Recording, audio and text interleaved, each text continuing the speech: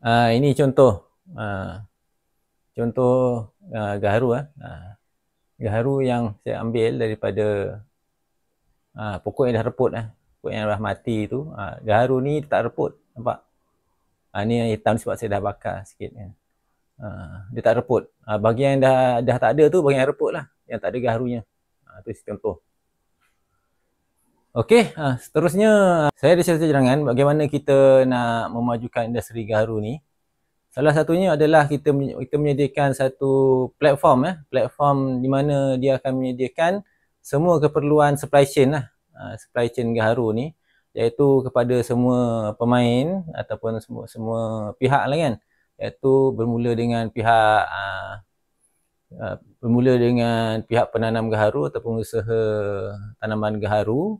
Okey, kemudiannya pihak yang melaksanakan atau menyediakan khidmat inokulasi itu yang menyuntik pokok gaharu sehingga menghasilkan gaharu. Tu proses yang major yang kedua lah kan. Dan setelah itu adalah proses penjualan lah kan, ataupun pemprosesan selepas ada gaharu tu terhasil. Itu pihak yang ketiga, iaitu pihak yang akan memproses batang pokok gaharu tu. Jadi batang pokok gaharu tu perlu diproses, satu untuk menghasilkan minyak contohnya. Okey. Jadi dia perlu dimasak lah sebenarnya. Dia akan dihancurkan jadi macam serbuk, kemudian dia macam direndam. Okey, seterusnya dia akan dibakar untuk proses penyulingan dan kemudiannya terhasil adalah minyak gaharu. Okey, minyak gaharu. Jadi itu satu minyak lah kan. Tapi kena ingat dia minyak dia tu bukannya terdapat banyak sebagai satu batang pokok tu, tak. Kadang dia dalam botol yang kecil besar begini kan. Mungkin dalam 1-2 botol saja dalam satu pokok, satu batang pokok gaharu kan. Okey.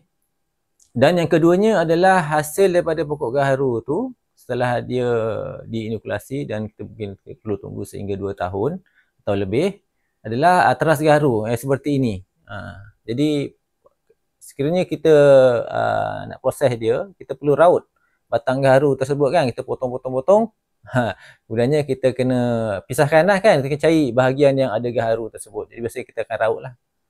Jadi kita memerlukan buat masa ini tenaga manusia lah yang akan buat benda tu kan. Raut, kita ambil part-part gaharu yang ada gaharu tu, dia akan jadi gaharu chip lah kan. Gaharu chip. Itulah dua hasil gaharu. Okey, kita ringkaskan. Okey. Objektif kita pada hari ini adalah untuk kita sediakan satu platform di mana semua pihak boleh berkongsi.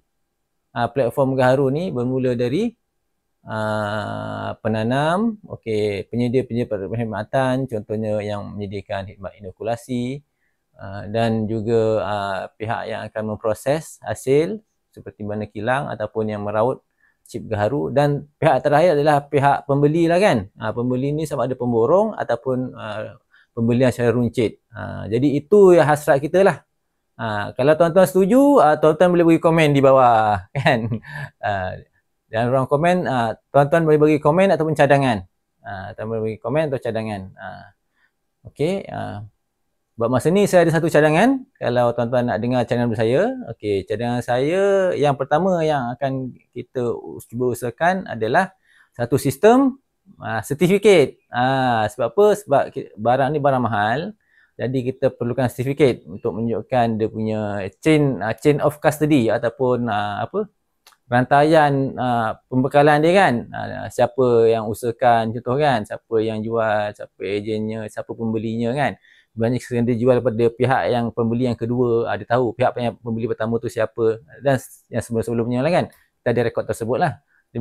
Dia akan menyatakan tentang ketulinan bermakna segi ketulinan dan kualiti gaharu tersebut dan daripada pihak mana kan.